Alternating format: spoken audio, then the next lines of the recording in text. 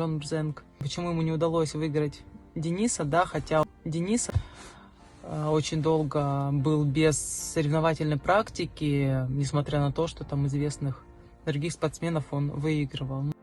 Этот турнир собирает очень много спортсменов из сибирских регионов, да, само название говорит об этом. Вот это самое главное, что отличает этот турнир. И здесь очень высокий уровень спортсменов всегда.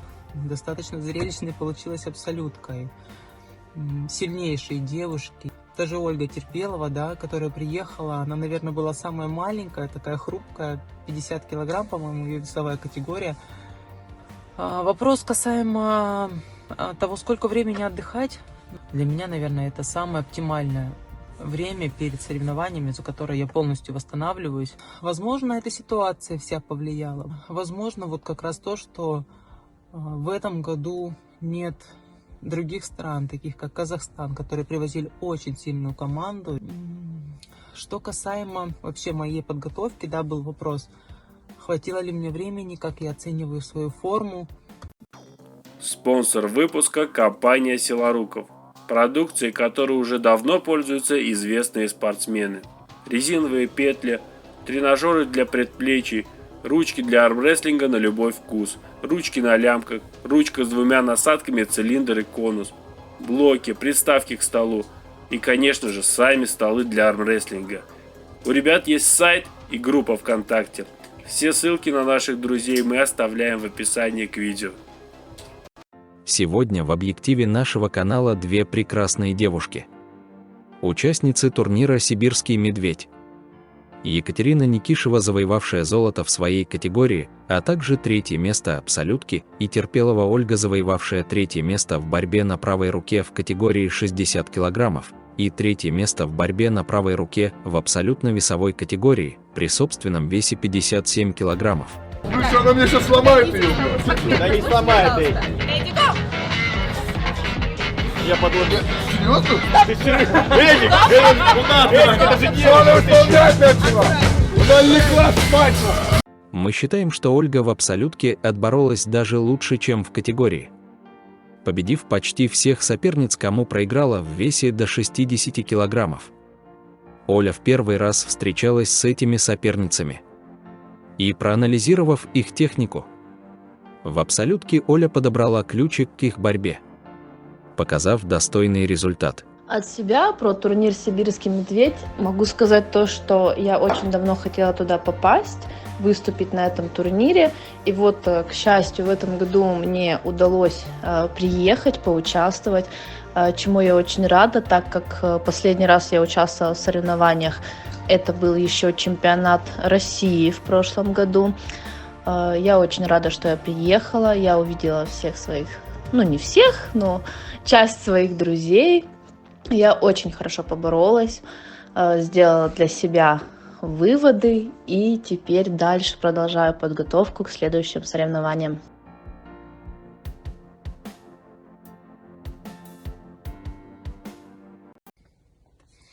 Приветствую вас, Руслан, всех подписчиков канала Армстронг, всех любителей армрестлинга. Сегодня буду отвечать на вопросы, которые вы мне прислали. И первый был о турнире «Сибирский медведь». Это турнир, который прошел буквально в прошлые выходные в городе Омск. И вы спрашивали, в чем вообще его отличие, чем хорош турнир «Сибирский медведь» отличается от других. В первую очередь я, наверное, скажу, что этот турнир собирает очень много спортсменов из сибирских регионов, да, само название говорит об этом. И для меня он ценен тем, что сюда приезжает очень много друзей, тех людей, с которыми я когда-то начинала ездить на соревнования, с которыми очень много мы часто бывали на соревнованиях. И это мои друзья, это хорошие знакомые, с которыми всегда приятно снова встретиться, пообщаться в такой дружественной атмосфере. Ну и плюс, конечно, сами соревнования. Плюс отличительная черта этого турнира, наверное, в том, что здесь очень много делается для девушек-спортсменок, потому что этот турнир, на котором сделаны призовые, равные мужским. Здесь больше весовых категорий, чем на других всероссийских турнирах. То есть даже здесь, например, ранее была там категория 60 и плюс 60, то сейчас это категория 60, 70, 80 и плюс. И в этом году сделали даже абсолютную весовую категорию, что, наверное, впервые в России, потому что у нас турниры обычно, они более мужские, сделаны для мужчин, и женских абсолюток я даже не помню, где бы проводилось. А здесь это сделали организаторы. Плюс здесь, помимо призовых, девушкам всегда делают какой-то комплимент в виде хорошего парфюма, каких-то сувениров. То есть делают все для того, чтобы не только мужчины приезжали, ездили на соревнования, но и девушки. Это не может быть неприятно, и поэтому туда всегда хочется возвращаться. Вопрос был, почему не наполнены были категории женские, такие вот как 70, 80 плюс. Если честно, я даже не могу сказать, потому что все условия создаются. Возможно, эта ситуация вся повлияла. Возможно, вот как раз то, что в этом году нет других стран, таких как Казахстан, которые привозили очень сильную команду. И в весовые категории было буквально по 2 девушки очень высокого уровня, это международного уровня. Возможно, это тоже сказалось, но я надеюсь, что ситуация исправится и будет как и ранее. Например, в позапрошлом году было достаточно много девушек, и турнир был очень масштабный спортсменками и спортсменами в принципе. Что еще? Наверное, на этом вот это самое главное, что отличает этот турнир. И здесь очень высокий уровень спортсменов всегда, в принципе. Даже несмотря на то, что было не так много девушек в категориях, достаточно зрелищной получилась абсолютка. И сильнейшие девушки, я поразилась, даже Ольга Терпелова, да, которая приехала, она, наверное, была самая маленькая, такая хрупкая, 50 килограмм, по-моему, ее весовая категория. И она очень сильная. И очень здорово, что даже девушки могут постоять вместе за столом и проверить, и узнать силы других. Это очень здорово, и мне вот очень понравилось, что организаторы все-таки сделали абсолютную весовую категорию.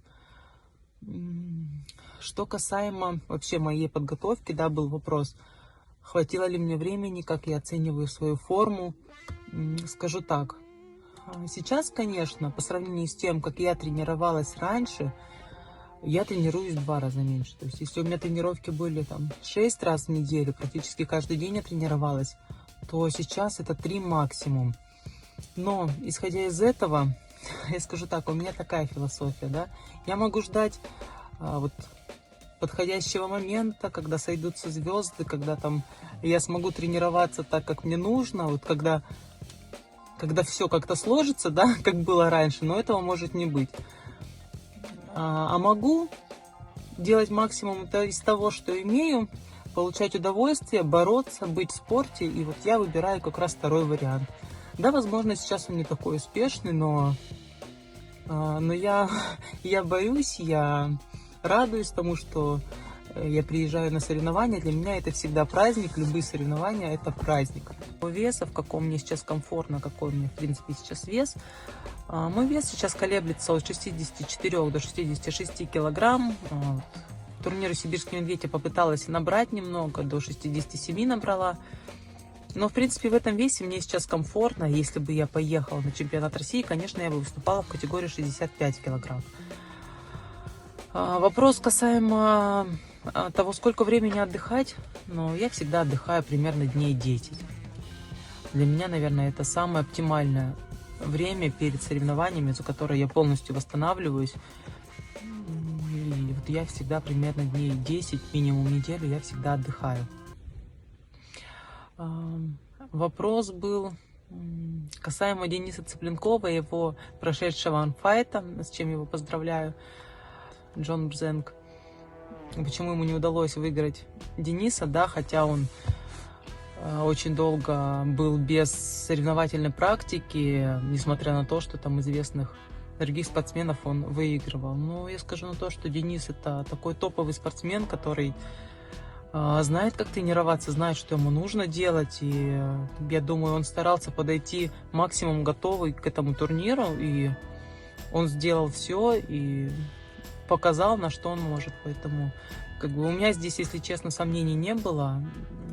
Это очень хороший результат, и круто, что Денис победил и забрал свою победу.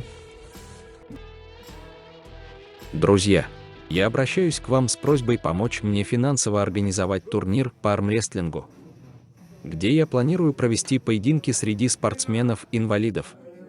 Главным поединком вечера планируется поединок между мной и Виктором Гладилиным. Финансовые средства нужны для оплаты проезда, наградной атрибутики, питания и проживания спортсменов.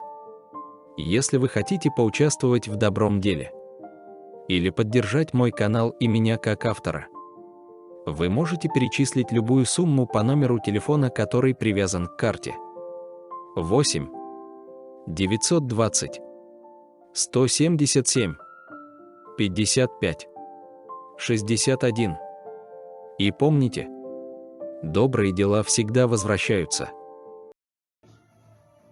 На этом все.